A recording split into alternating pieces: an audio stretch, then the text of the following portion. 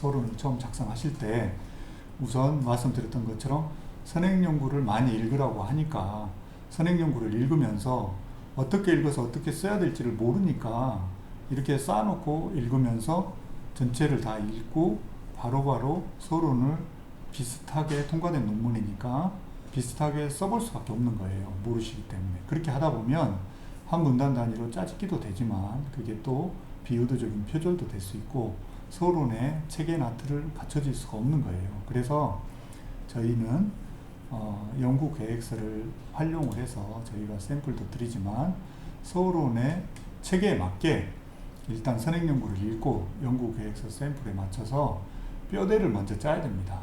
서술식으로 쓰는 게 아니라 일단 개조식으로 우리가 보고자 하는 주제 관련해서 아까 얘기했던 사회적인 상황과 트렌드가 어떻고 이슈가 어떤 게 이슈가 되고 있어서 어떤 분석이 왜 필요한지를 연구 필요성을 나타내야 됩니다. 그래서 문제 제기 연구 배경이란 건 연구 필요성을 도출하기 위한 연구 질문을 이렇게 자연스럽게 던져주고, 물론 그 질문을 던질 때 그냥 막연한 두리뭉실한 얘기보다는 이제 통계 자료나 또는 그 학자들의 주장이나 선행 연구에서 언급했던 그런 객관적인 근거가 있는 자료들을 제시하면서 사회적 이슈가 이런 게 되고 있고 트렌드가 이렇다, 이런 식으로 연구 질문을 던져서, 그래서 아까 마케팅 기업별로 마케팅 전략을 업종별로 어떤 차이가 있는지를 한번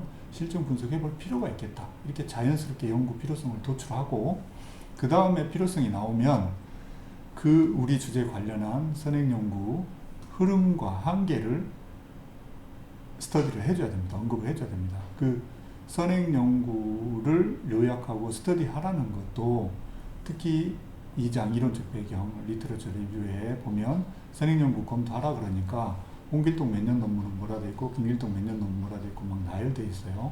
통과된 논문들도.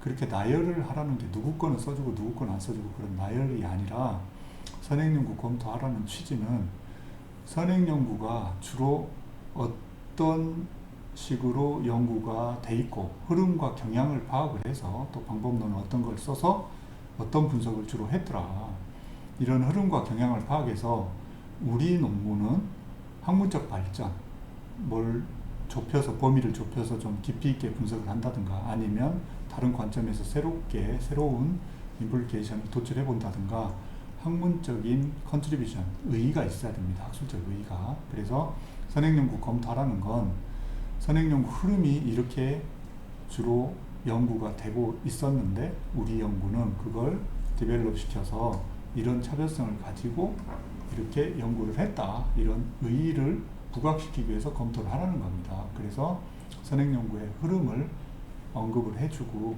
그 흐름에 따라서 우리 연구의 의의와 차별성을 기술을 해줘야 됩니다. 그리고 그 연구 질문, 문제 제기와 연구 필요성, 선행연구 흐름과 한계, 우리 연구 차별성 의의가 도출이 됐으면 차별성과 또 연구 목적과는 굉장히 다른 부분입니다. 그런데 혼자 쓴 글들을 보면 이게 차별성인지 목적인지, 특히 박사 논문들도 이렇게 통과된 논문들도 읽어보면 더러 막 혼재되어 있습니다. 차별성인지 목적인지 구별도 안 되고. 그런데 차별성은 선행연구와 상대적인 의의, 학문적 발전 이런 게 무엇인지를 제시해주고, 그걸 위해서 우리 연구 목적이란 건 아까 우리가 던졌던 연구 질문과 연구 필요성에 따라서 구체적으로 어떤 걸 분석할 거고 어떤 걸 이론적 고찰해서 어떤 걸 분석하겠다, 구체적인 팩트, 이게 연구 목적이 됩니다. 그래서 명확하게 구체적으로 진술을 해줘야 됩니다.